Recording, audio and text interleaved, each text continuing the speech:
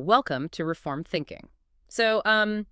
Usually when we look at the process of translating ancient texts, there is this temptation to treat the whole thing like a math equation. Okay, yeah, like it's some sort of sterile environment. Right. We assume you just find a word in German or whatever, locate the corresponding word in English, plug in the variables, and you get a clean instruction manual on the other side. Word A equals word B. Yeah, we assume the transfer of data is just straightforward and mechanical, but when you stepped into the world of ancient Hebrew poetry, and specifically the Psalms, that sterile environment just shatters completely. It really does. I mean, we are no longer dealing with a clean exchange of vocabulary. We are looking at battlefield dispatches written in real time. We really find ourselves handling the raw, jagged edges of human crisis, and the translation process becomes super turbulent. Yeah, and today we are looking at a resource that tackles those high stakes head on.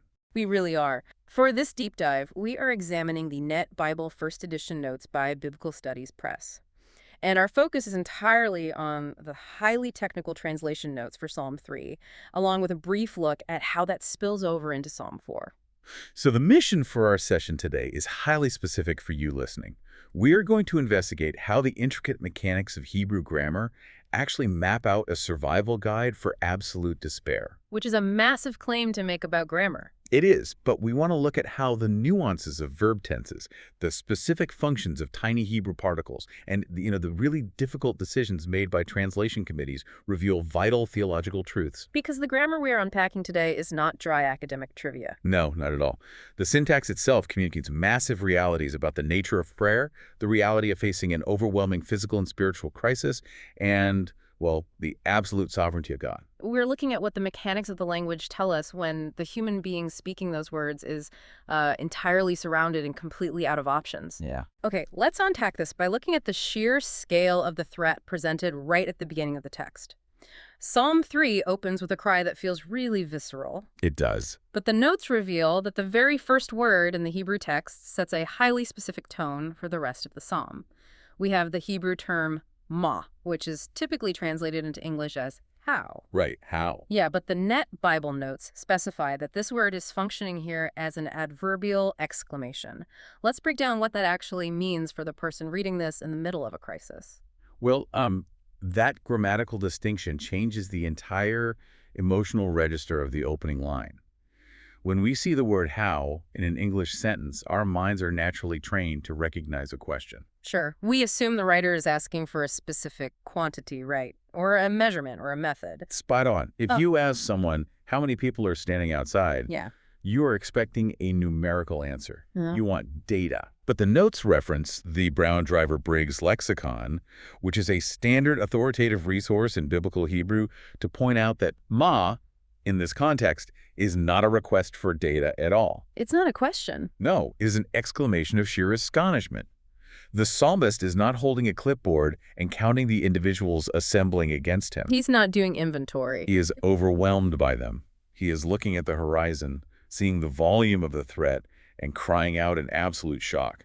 Wow, that changes the image so much. It shifts it from, like, a military scout calmly reporting troop movements to a person looking out their front window and just shouting in terror. Yeah, it is the difference between saying, we have 500 enemy troops approaching, and screaming, look at how many of them there are.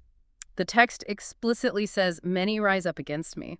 If we think about that feeling, it is akin to walking into a room you assumed was safe, among people you assumed were allies, and suddenly realizing every single person in that space has turned against you in unison. It's a universally understood feeling of total, suffocating isolation. The threat is not manageable. It is massive and unexpected. And that massive physical threat is immediately compounded by a targeted theological attack in verse 2. Yes, the text notes the specific taunt coming from these enemies. They are saying, there is no deliverance for him in God. Which is brutal. We really have to recognize the dual-layered nature of this assault here. The physical bodies surrounding the psalmist are threatening his biological life, but this verbal taunt is designed to destroy his spiritual reality. They are hitting him from both sides. Yeah, they are not saying, we are going to defeat you in battle. They are making a massive theological claim. They are saying, your God has abandoned you. The covenant you trusted in is broken. The promises you relied on are void. You were entirely on your own. That is the cruelest possible thing you could say to a human being facing destruction. It attacks the baseline foundation of their reality. It really does. I mean, if someone is suffering, they can endure a vast amount of physical pain if they believe there is a purpose, or if they believe they are upheld by God. Right. But to strip that away to tell them the creator of the universe has actively turned his back on them, that induces true despair. And right after that devastating theological taunt is spoken, the text introduces a term that almost everyone recognizes, but the notes admit is really difficult to pin down. We hit the word Selah. Yes. The notes state the function of this Hebrew term is uncertain, though it might be a musical direction of some kind. I want to push back on the inclusion of this word. Okay, let's hear it. If the translation committee admits its function is uncertain, and it might just be the equivalent of a stage direction for the ancient musicians, why do translators insist on keeping it in the English text? That's a fair question. I mean, why do people reading the Psalms out loud in a modern setting still say Selah? If it is just ancient sheet music, it seems kind of disruptive to read it aloud. Well, the retention of Selah speaks to the immense respect translators have for the original structure of the Hebrew text. They generally refuse to delete a word simply because the precise mechanical function is debated among scholars. So they keep it for structural integrity. Yeah, but if we consider the practical intended effect of that word, its inclusion becomes incredibly weighty. Even if we reduce Selah to a simple musical notation, like a rest symbol in a piece of sheet music, we have to look at what that gives to the listener. It forces a complete pause. Right. The ancient musicians stop playing their instruments. The singer ceases singing. The modern reader stops reading. All forward momentum halts. Everything just stops. And what is the audience forced to do in that resulting silence? They are forced to sit and absorb the heavy, devastating theological attack that was just spoken. Wow. The terrible claim that God will not deliver him is left hanging in the air during that mandated pause. The silence forces the reality of the crisis to settle in. That silence would feel incredibly heavy. It is like the dramatic pause right after a doctor delivers a terminal diagnosis or right after a judge hands down a guilty verdict. The air just gets sucked out of the room. But we do not stay in that silence. We see a massive shift in focus. The text does not transition by having the psalmist argue with the crowd. No, he does not try to debate their theology or prove them wrong. He takes his eyes off the massive crowd of enemies completely and shifts his vision entirely to God in verse 3. The text suddenly describes God as a shield round about me. He moves from the devastating taunt to an assertion of total surrounding protection. Right. And the translation debate that happens in the second half of verse 3 is highly revealing regarding how these text-critical decisions are made. Oh, absolutely. After calling God a shield, the Hebrew text uses a phrase that is typically translated as my glory or my honor. Okay. And the notes highlight a fascinating disagreement among scholars regarding who is actually generating this honor. Right, because there are two ways to look at it. Yeah. The standard lexicon we mentioned earlier, Brown Driver Briggs, suggests that this phrase means the psalmist is giving honor to God. Like an upward action. Yes. It frames the relationship such that the human being, even in the midst of a crisis, is the one producing the honor and bestowing it upward to the divine. But the net notes reject that conclusion, correct? They look at the same data and go in a different direction. They do reject it, and their reasoning is entirely driven by the surrounding context. No way. The translators of the Net Bible make a definitive choice here, stating that the immediate context rules out the Brown Driver Briggs suggestion. Because of the structure. Right. Their argument is structural. The entire focus of this specific psalm is on what God does for the psalmist in his moment of absolute paralyzing helplessness. The text is not detailing a man generating praise or manufacturing honor from his own reserves to hand up to God. No. The text is actively affirming that the Lord is the actual objective source of the psalmist's honor. God is the one who produces the honor and applies it to the human, vindicating him in the sight of the very enemies who are currently mocking him. You know, the psychological relief of that translation choice is massive. It takes the burden of production entirely off the shoulders of the person in crisis. It really does. When you are under severe attack, when people are slandering you or your entire life is collapsing, there is this immense pressure to save face. Oh, yeah. You feel required to generate your own glory, to defend your own reputation, to prove the attackers wrong. But this translation insists you do not have to manufacture anything. God is the source of the honor, You're simply the recipient. And that passive reception leads directly into the next phrase in verse 3, where God is described as the one who lifts my head. Yes, and the notes give us two potential avenues for reading this phrase, and it feels like a massive fork in the road for how we construct the theology of the entire text. It is a huge interpretive branch, and it changes the scale of the crisis we are talking about. The first option the notes provide suggests lifting the head refers to a general strengthening. In this reading, God is comforting the psalmist during difficult circumstances. It's like a psychological elevation. Yeah.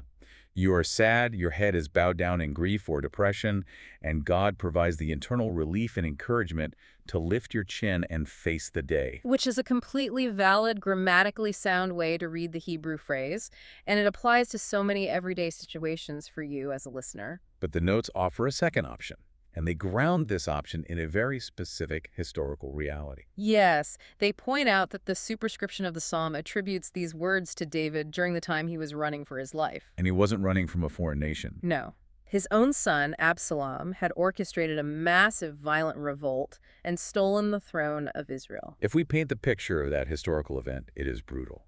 David is fleeing his own capital city, barefoot, weeping, completely deposed, while his son's army hunts him down. The betrayal is absolute. Right.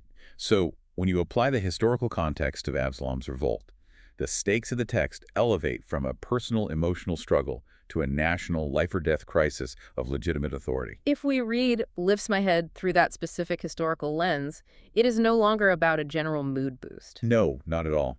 The notes reference Genesis chapter 40, verse 13, to show how this phrase operates in a political context. Oh, the cupbearer. Yeah, in Genesis, the exact same Hebrew phrase is used regarding Pharaoh's cupbearer who is locked in a dungeon.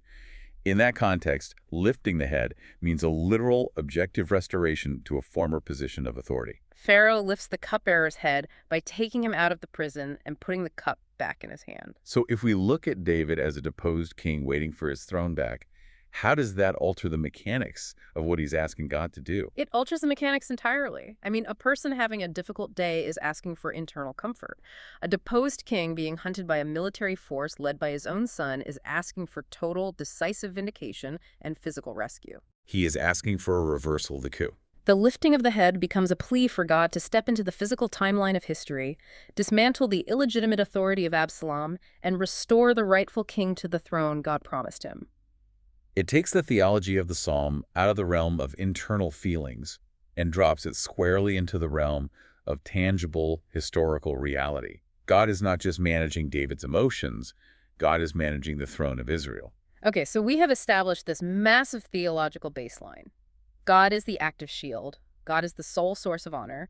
God is the one who restores the deposed king. Yes. But the text does not stop at establishing who God is. It moves to investigate exactly how the psalmist accesses this divine intervention.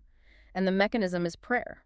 And verse 4 is where the notes get incredibly technical with the grammar, and we start looking at grammar as theology. The linguistic precision the translators highlight here is extraordinary. The notes point out a major grammatical debate over the verb located in the first half of verse 4. The prefixed verbal form in the Hebrew text could theoretically be translated as an imperfect verb.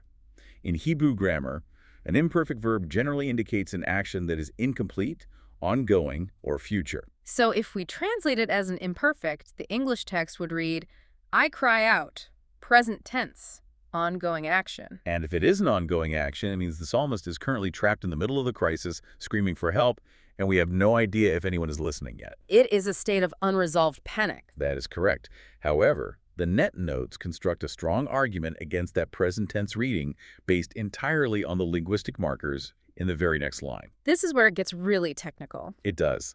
The subsequent line uses a specific grammatical structure called a vav consecutive, and it attaches this vav consecutive to a preterite verb. Now, analyzing Hebrew syntax can get complicated rapidly, but the function of a vav consecutive attached to a preterite is highly specific. It acts as a grammatical flag. It signals to the reader that they are looking at a narrative sequence of completed past events. It links actions together in a chain of history. Because of the presence of that specific flag in the second half of the verse, the notes conclude that the initial verb in the first half of the verse is also better understood as a preterite. The translation shifts from the ongoing I cry out to the completed I cried out, past tense, finish action. I really want to make sure the practical weight of this grammatical shift is clear. It's huge. If the translators went with the imperfect verb, this entire psalm is a live broadcast of a man currently being hunted, desperately hoping for a rescue that hasn't materialized. But because the grammar dictates a preterite verb, this entire verse is actually a brief retrospective narrative. The psalmist is looking backward. The theological implication of the preterite verb is massive. Sometime after the crisis arose, after the taunts, after the surrounding troops, the psalmist prayed to the Lord. That action is done. More importantly, he received an assuring answer from the Lord. That action is also done. The transaction of prayer and divine answer has already taken place in history. The psalmist is not currently panicking and hoping God might eventually notice him. No, he is confidently awaiting the physical manifestation of a divine decree that has already been spoken. It is a complete psychological shift. Let's look at an analogy.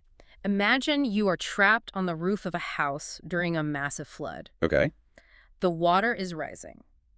If the verb is imperfect, you are holding a radio, broadcasting an SOS into the static, and you have no idea if the signal is reaching anyone. You just hope it. Right, the water is rising and your panic is rising with it. But if the verb is preterite, you already made the broadcast, the rescue coordinator already responded, and they gave you the confirmation code that the helicopter is exactly 5 minutes away. Ah, I see. The water is still high, you are still on the roof, but the panic is gone because the communication is complete, the transaction is finished. You are just waiting for the arrival of the promised rescue. That's a great way to picture it. The grammar dictates the theology of assurance. The use of the preterite verb systematically removes the anxiety of the unanswered prayer. The decree is established. And we must notice the specific location from which this answer arrives. The text states that God answers him from his holy hill. I want to challenge that specific geography for a moment. Why does the text localize the creator of the universe to a single hill? It does say his holy hill. It seems restrictive. Why would a sovereign God, who supposedly rules the entire cosmos, only process prayers directed toward a specific elevation in the Middle East? It feels like we are shrinking God down to a local deity. Well, if we isolate the phrase, it does sound restrictive.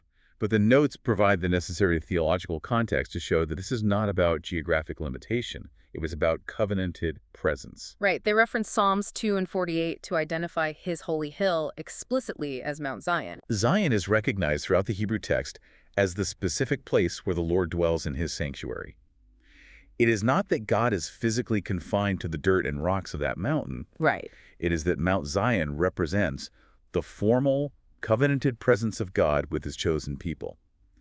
When the psalmist says God answered from his holy hill, he is making a legal and theological claim. He is saying God answered on the basis of his established promises. Yes. He is not throwing a prayer out into the void hoping a generic spiritual force catches it. He is appealing to a specific God who made legally binding promises in a specific location. He is calling upon the covenant. And the immediate physical result of this completed covenantal transaction leads us right into the next phase of the text. We see a biological response to a theological reality. Yes. The psalmist does something that is nearly impossible to do when you are in danger. He goes to sleep. The sequence of verbs analyzed in verse 5 provides a brilliant look at narrational storytelling in Hebrew. The translation notes highlight a chain of 3 verbal forms appearing in succession. The text begins with a perfect verb, follows it with the vav consecutive attached to a preterite, and concludes with another perfect verb. This specific chain is universally recognized as narrational. It is methodically laying out a sequence of historical events. I appreciate how the notes summarize the direct result of this grammatical chain. Because the psalmist received an assuring word from the Lord, which we firmly established with the preterite of verse 4, he was physically able to lie down and sleep calmly. And because the Lord was actively protecting him during that vulnerable state, he awoke safely. The theological assurance produced a physical result. The biology of sleep requires a complete lowering of physical defenses. You cannot force yourself into deep sleep if your sympathetic nervous system is locked in a state of high alert. It's just biologically impossible. If you believe you are about to be killed, your body produces adrenaline to keep you awake. The fact that the psalmist can force his body to power down and sleep while being actively hunted by a massive military force is the ultimate physical manifestation of his theological confidence. His nervous system believes the theology. Let's contextualize the threat outside his door. The text in verse 6 uses the Hebrew noun am. Right, and the notes translate this term specifically as a military contingent or troops who take a stand against me. These are not disorganized, angry neighbors. This is a structured military force. It's an army. Imagine lying in a bed inside a house, and outside, a professional army is setting up a perimeter to kill you. Yet you close your eyes and sleep for 8 straight hours. Why? Because you possess an absolute certainty that the security system protecting the house is flawless. But in this text, the security system is not made of reinforced steel or cameras. It is the active, sustaining strength of the Creator. And the translation notes give us the precise mechanics of how that security system operates. They analyze the specific verb translated as supports or sustains in verse 5. They offer 2 grammatical options for understanding how God provides this protection, don't they? They do. One option is to take the verb as a preterite. If we read it as a preterite, the text is focusing narrowly on the fact that God protected him during that one specific night of sleep. It was a one-time event of rescue. But the notes introduce a second option, which they argue is highly probable. They suggest this is an explanatory causal clause utilizing an imperfect verbal form. We discussed the imperfect verb earlier. It implies an action that is not yet completed. It implies an ongoing reality. Precisely. The notes argue that this imperfect verb carries a habitual or present progressive nuance. Okay, so what does that mean practically? If we apply that nuance, the psalmist is not just thankful that God acted as a night watchman for a single 8-hour shift. He is expressing confidence in God's continual, unbroken protection. The sustaining grace of God is a habitual reality. Yeah, it does not turn on and off.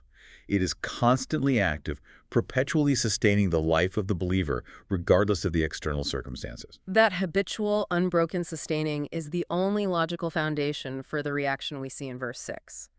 The text says the psalmist will not fear the tens of thousands drawn up against him. The notes point out that verse 6 utilizes another imperfect verbal form.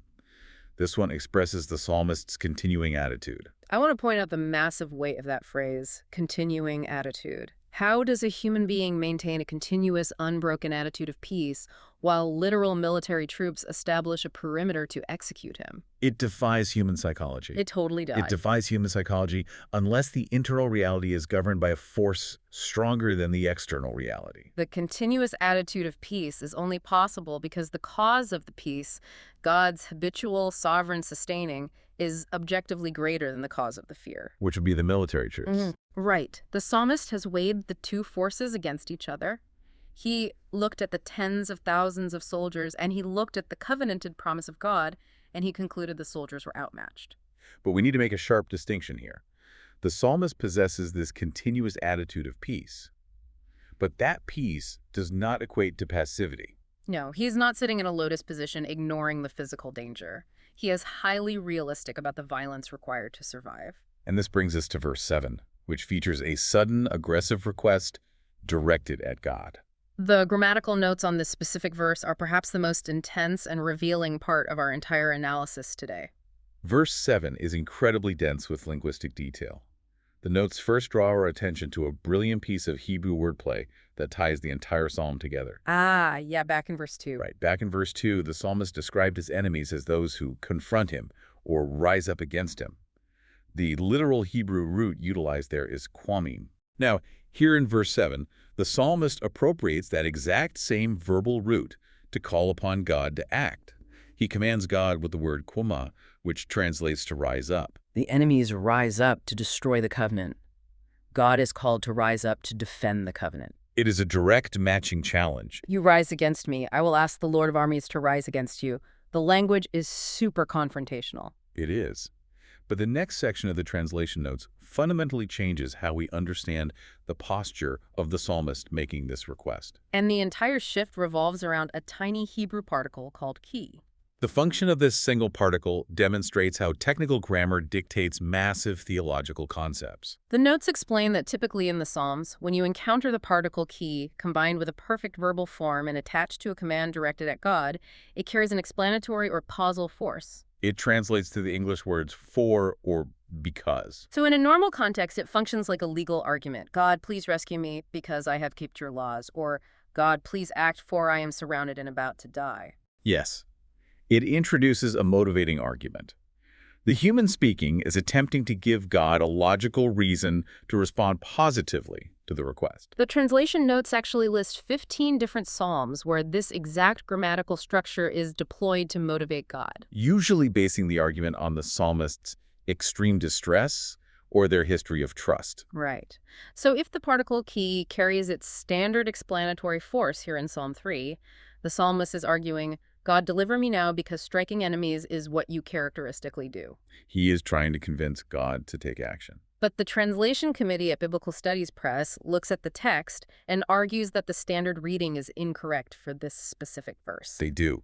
They analyze the structure and note that the standard motivating arguments focusing on the psalmist's distress or his innocence are noticeably absent. They aren't there. Because the context lacks those standard arguments, most scholars conclude that key does not function with its normal explanatory force here. Instead, they classify it as having an asseverative function. Okay, let's define that term thoroughly. Asseverative is not a word you hear in normal conversation. What is the actual function of an asseverative particle? Well, an asseverative function is an emphasizing function. It removes the causal nature of the sentence entirely. It translates to words like indeed, surely, or yes. So it acts as a strong, undeniable affirmation of a fact. Spot on. The psychological shift there is staggering.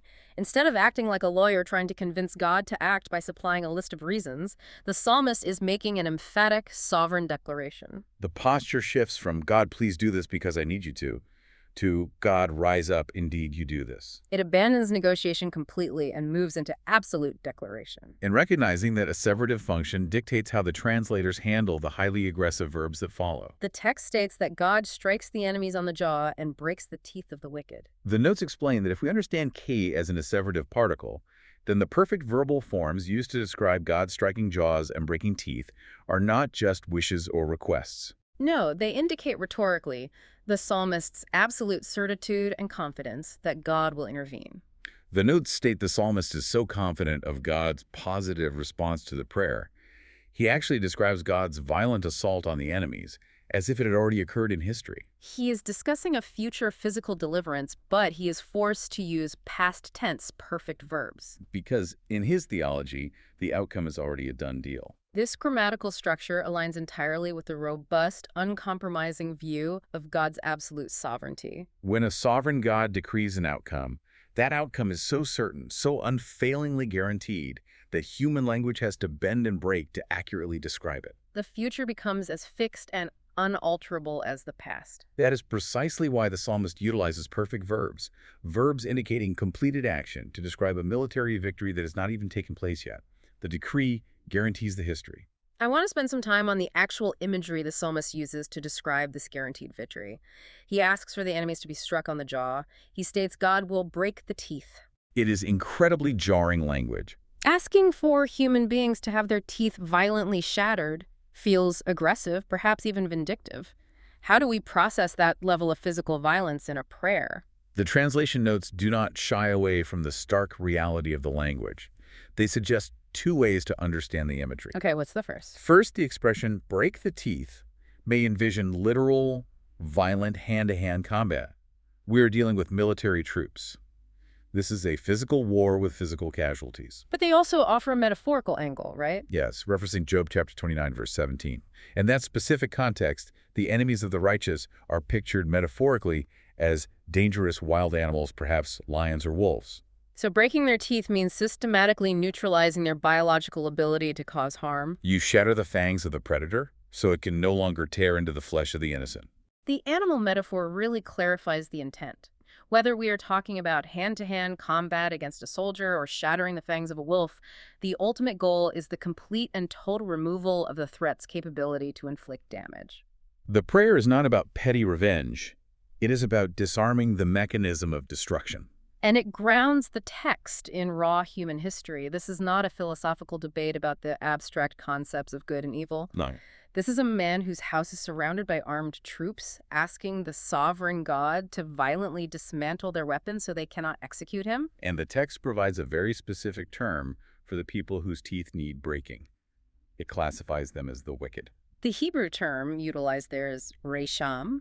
The notes provide a highly specific theological definition for this term within the broader context of the Psalms. We tend to use the word wicked loosely to describe anyone who does something wrong. Like a general bad guy. But the notes clarify that the Rishim are not just average people who make mistakes or have temporary moral lapses in judgment. The notes define them explicitly as proud, practical atheists. I want to highlight that phrase, practical atheists. It is a brilliant categorization. It really is. A practical atheist is not necessarily someone who writes books arguing that God does not exist. They might mentally acknowledge that a deity is up there somewhere, but in their daily actions, they live practically as if there is no divine authority to hold them accountable. Their actions deny the reality of God, even if their lips do not. The translation notes expand on this definition by pulling cross-references from Psalms 10, 37, and 50. These practical atheists actively hate God's established commands. They commit sinful deeds intentionally and with premeditation. They utilize speech to lie and slander the righteous. They cheat others for financial or political gain. They are in a state of constant, active opposition to God and His covenanted people. They are not neutral bystanders. They are active combatants against the divine order. They are actively attempting to dismantle the covenant community. And the destruction of their ability to cause harm, the breaking of their teeth, leads us directly to the culmination of the psalm in verse 8. This is the core thesis statement of the entire text, the logical conclusion of everything we have discussed. Verse 8 declares, "To the Lord is deliverance." It is a statement of absolute exclusivity. The notes provide the literal translation of the Hebrew syntax, "To the Lord is deliverance." It means deliverance is a possession and God is the sole owner. Deliverance does not belong to the brilliant military strategist. It does not belong to the wealthy politician. It does not arise from a fortunate stroke of luck or a shift in the weather. The possession and distribution of deliverance belong entirely and exclusively to the sovereign God. He holds a complete monopoly on rescue. And what occurs when God decides to distribute that deliverance to His people? The text concludes, "Upon your people is your blessing." I really want to point out the specific definition the notes provide for blessing in this context. It's not what people usually think. No, in modern culture, a blessing is a generic well-wish. It is what you say when someone sneezes, or a vague hope that someone has a good day. But the sources define this biblical blessing with heavy, substantive, historical realities. Based on cross-references to Psalms 21 and 24, the notes state that God's blessing materially includes deliverance, protection, vindication, and sustained life. We really need to focus on vindication as a key legal and theological concept here. Yeah. Vindication means you are proven objectively right in the face of public accusation. Remember the devastating taunt back in verse 2. The enemies claimed there is no deliverance for him in God. The blessing of God in verse 8 is the public historical vindication that proves the taunt was a lie. The fact that the psalmist possesses sustained life, the fact that he survived the night proves the enemies veiled and God's covenant holds. This raises an incredibly practical question regarding what a person is supposed to do after they experience this kind of massive vindication. The notes provide a brief summary of Psalm 4, which immediately follows this text, and the theological connection is fascinating. The summary of Psalm 4 outlines the logical next step for the believer who has just experienced the deliverance detailed in Psalm 3. In Psalm 4, the psalmist once again asks God to hear his prayer, and he expresses his characteristic confidence that the Lord will intervene. But then, he makes a startling rhetorical move. He addresses the very enemies who are just hunting him, and he urges them to change their ways and place their trust in the God they were just mocking. That is an incredible pivot. He goes from asking God to shatter the teeth of the practical atheists in Psalm 3 to directly urging those same enemies to repent and trust the covenant God in Psalm 4. He moves from seeking personal biological survival and vindication to issuing a public evangelistic call for his enemies' repentance. He concludes Psalm 4 by resting in absolute confidence in God's protection, but his concern has widened to include the spiritual state of his attackers. It demonstrates that the ultimate goal of divine deliverance is not simply the personal safety of the individual. Right. The goal is the public demonstration of God's absolute sovereignty, enacted so that even the enemies might witness it, recognize their error, and change their allegiance. The rescue is designed to produce repentance. We have covered a massive amount of technical and theological ground today. Let's pull this all together. We set out to investigate how the rigid mechanics of Hebrew grammar reveal vital theological truths about crisis and sovereignty, and the Net Bible Notes have provided an incredible framework for that. We saw how analyzing a simple prefix can change an ongoing cry of panic into a completed retrospective narrative of a prayer already answered. We saw how identifying an imperfect verb reveals God's habitual, continuous, sustaining grace, a grace so tangible it allows a hunted man to force his nervous system to shut down and sleep peacefully. We observed how understanding the asseverative function of a single particle, kai, shifts the entire posture of a prayer. It moves from a desperate negotiation trying to give God reasons to act to an emphatic, sovereign declaration of his certain action. Recognizing these grammatical functions radically alters how we read the text. It shifts the psalm from a simple plea for help, from a terrified victim, to a sophisticated, confident declaration of God's absolute sovereignty over practical atheists and hostile military troops. I really want to speak directly to you, the listener, for a moment. What we have done today is look closely at the architectural blueprints of the text. These specific translational details, the debates over preterites, the function of valve consecutives, the disagreements between the lexicons, they're not academic trivia meant to be left in a seminary classroom. No, they do the heavy lifting of stripping away the vague spiritual platitudes we so often rely on when things get difficult. They leave us with a robust, muscular theology built to withstand an actual crisis. They show us that the text can bear the massive weight of historical reality, whether that reality is an ancient king fleeing a violent coup led by his son, or whatever massive, seemingly insurmountable crisis is standing outside your door right now. I want to leave you with a final thought to mull over as we close. We spent significant time unpacking the idea of certitude in verse 7. The psalmist's confidence in God's sovereign decree was so absolute, so thoroughly established, that he was forced to use perfect verbs, past tense verbs, to describe future divine deliverance as if it had already happened. He spoke of his future rescue as a completed historical fact because he trusted the one making the promise. So consider your own words. If you hold to that same theology of a sovereign God, how should you speak about the specific trials you are facing right now? That is the question we all have to answer when the room turns against us. Thank you for joining us for this session of Reformed Thinking. We will see you on the next deep dive.